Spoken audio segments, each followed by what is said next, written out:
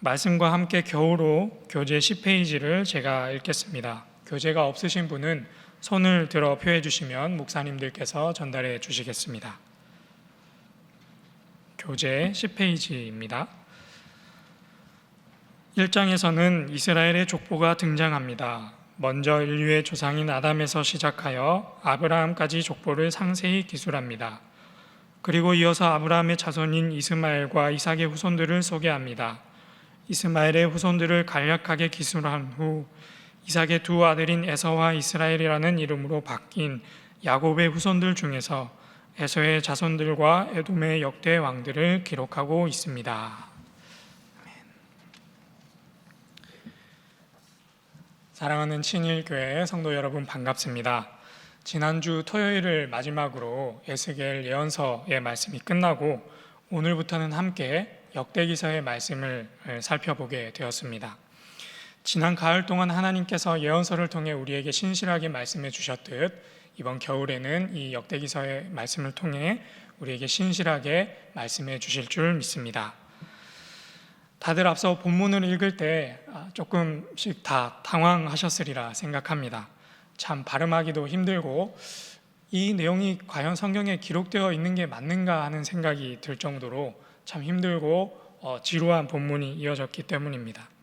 그런데 아직 우리가 갈 길이 멉니다. 왜냐하면 우리가 오늘부터 읽어나가게 될 역대상의 말씀은 총 29장으로 구성이 되어 있는데 앞으로 14장이 오늘 우리가 읽었던 것처럼 이스라엘에 관련된 족보가 기록된 성경 내용이기 때문입니다. 발음에 유의하셔서 매일매일 발음 연습을 하시면서 성경을 읽어나가는 우리 모두가 될 수 있기를 바랍니다. 우리가 성경을 읽을 때 늘 건너뛰게 되는 부분, 굳이 이런 이야기를 기록할 필요가 있나 하는 내용, 아마도 여러분들 중에서도 저와 같은 생각을 하면서 성경을 읽어 나가시는 분들이 있으리라 생각합니다. 하지만 우리 하나님의 말씀은 한 글자도 그저 기록된 것이 없기 때문에 이 본문을 통해서도 하나님께서 우리에게 분명히 말씀하고 계시는 것이 있는 줄로 믿습니다. 역대기서는 사무엘서, 열왕기서처럼 이스라엘의 왕조의 역사를 담고 있습니다. 히브리어 성경에서 역대기는 우리처럼 상하로 나누지 않고 하나의 책으로 묶여져 있습니다. 그리고 히브리어 성경에서는 우리나라 성경처럼 이 역대기서가 성경의 가운데에 위치하고 있는 것이 아니라 성경의 제일 마지막 부분에 위치해 있습니다. 그리고 제가 설교를 준비하면서 여러 주석서를 살펴보다가 인상 깊었던 것이 하나가 있는데, 헬라어 성경 중에서 가장 유명한 성경인 70인역 본에서는 역대기서의 이름을 그냥 역대기서다라고 기록하지 않고 빠진 것들로 붙였다라고 하는 사실입니다.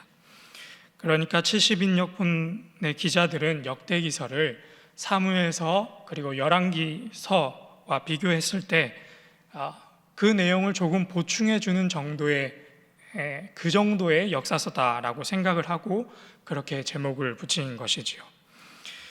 우리의 성경과 달리 히브리어 성경에서 역대기서가 제일 마지막에 위치해 있고 또 그 제목을 빠진 것들이라고 붙여놓은 것을 우리가 미루어 보아서 역대기서는 성경 안에서 어쩌면 홀대받고 있는 것이 아닌가 하는 생각도 들게끔 만듭니다. 실제로 성경을 연구하는 많은 성경학자들도 그렇게 생각을 했었습니다. 왜냐하면 역대기서가 이스라엘의 왕조의 역사를 기록한 사무엘서 그리고 열왕기서와 비교했을 때 역사적 가치가 조금은 떨어진다라고 생각했기 때문입니다. 제가 중학교에 다닐 때 이런 것을 국사 시간에 배웠습니다. 제일 첫 번째 시간에 배웠던 것으로 제가 기억을 하고 있는데요. 우리가 알고 있는 역사에서는 사실로서의 역사가 있고 해석으로서의 역사가 있다라고 하는 것입니다. 예를 들자면 이런 것이지요. 제가 지금 강단에 서서 말을 하고 있는데 제가 말하고 있는 이 순간을 사실로서의 역사로 기록한다라고 하면 정치인이라는 사람이 강단에서 말을 하고 있다라고 정도로 기록할 수 있겠습니다. 그런데 이것을 해석으로서의 역사로서 우리가 이해를 해본다면, 특별히 저의 부모님의 관점에서 이것을 풀어본다면, 내가 사랑하는 장동건보다도 더 멋지게 잘생긴 내 아들이 꾀꼬리와 같은 목소리로 하나님의 말씀을 전하고 있다라고 표현해 볼 수 있습니다. 이것이 바로 해석으로서의 역사, 해석된 역사입니다.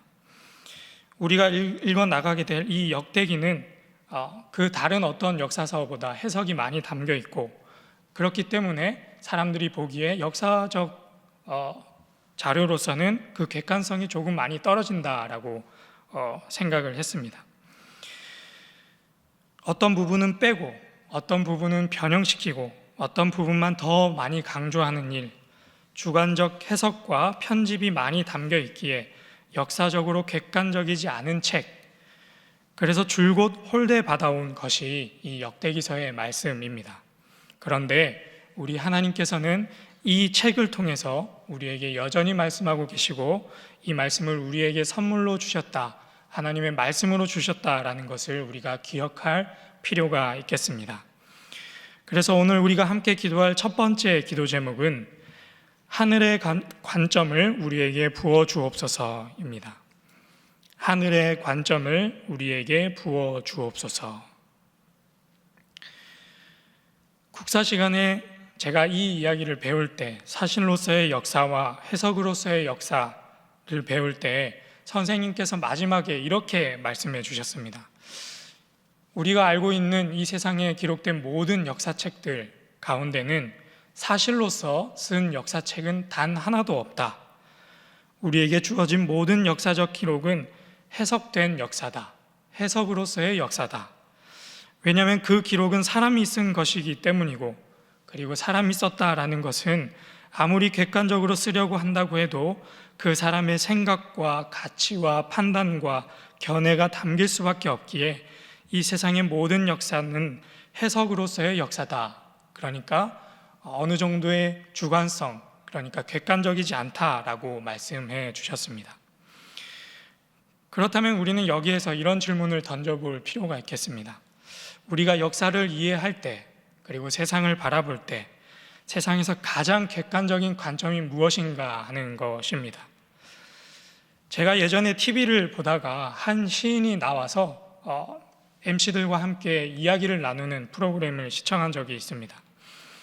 꽤 유명하신 분이어서 그분이 쓴 시에 대해서 많은 사람들이 평론을 하고 그 시를 해석하고 주석을 다는 그런 일들을 했었나 봅니다. 그런데 그 이야기를 듣고 그분이 하시는 말씀이 참 인상적이었습니다.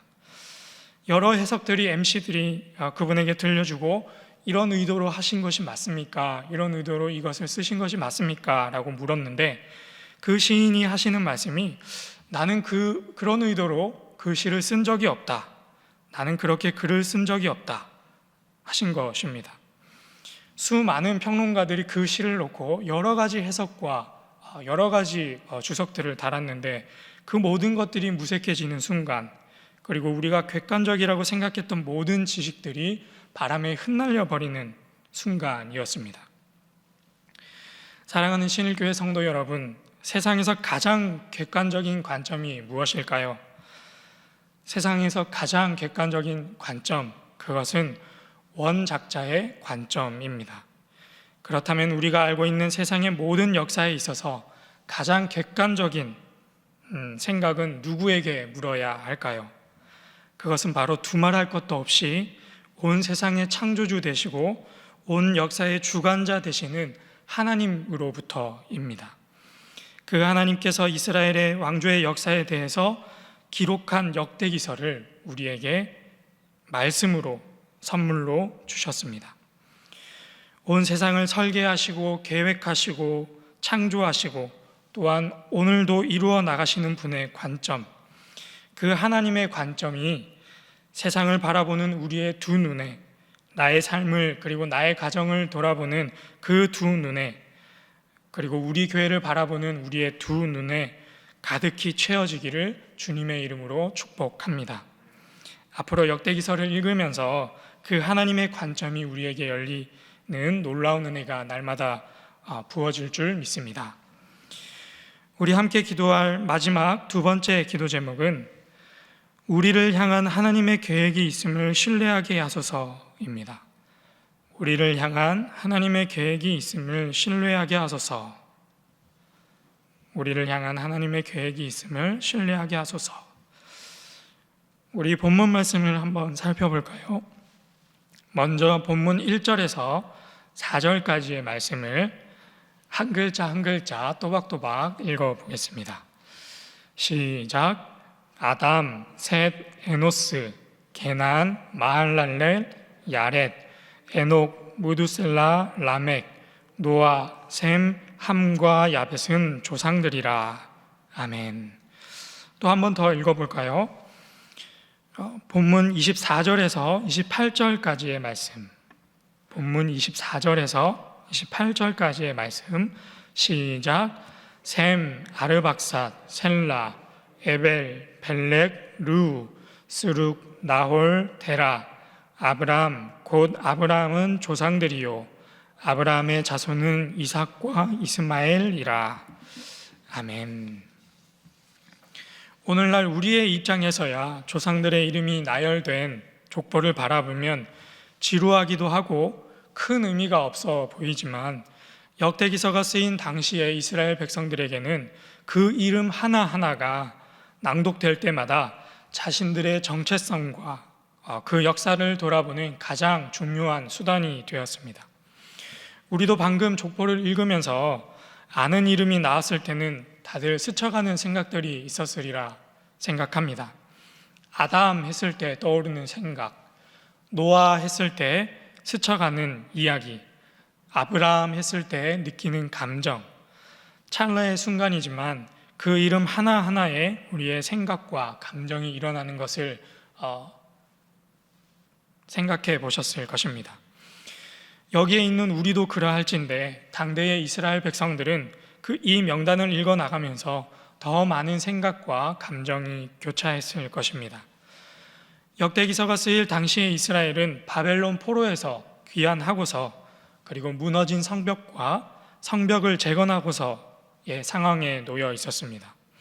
그들이 포로 생활을 끝내고 무너진 성벽과 성전을 재건하였지만 그들은 여전히 페르시아 제국이라는 그 제국의 통치를 받고 있었고 식민지로서 생활하고 있었습니다. 그런 상황 속에서 그들이 자신들의 역사를 꺼내어 들어서 다시금 기록하고 해석한 것입니다. 왜 그들이 굳이 사무엘서, 열왕기서에 다 기록되어 있는 그 내용들을 다시금 꺼내 들어서 재해석했을까? 다시금 역대기서라는 역사서를 서술했을까? 자신들의 불순종함으로 인해서 나라가 망했지만 그들에게는 여전히 이런 생각이 있었습니다. 우리 이스라엘은 하나님께서 선택하신 나라다. 우리 이스라엘은 하나님의 선택하신 나라의 백성이다 라고 하는 생각입니다. 그들이 페르시아의 제국의 통치 속에서 이런 질문이 드는 것이 당연한 일이겠습니다.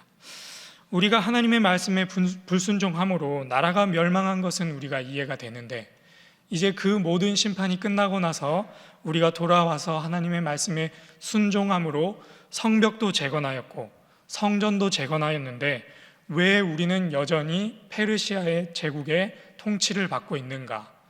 왜 우리는 여전히 식민지로서 그 신분을 벗어나지 못하고 있는가?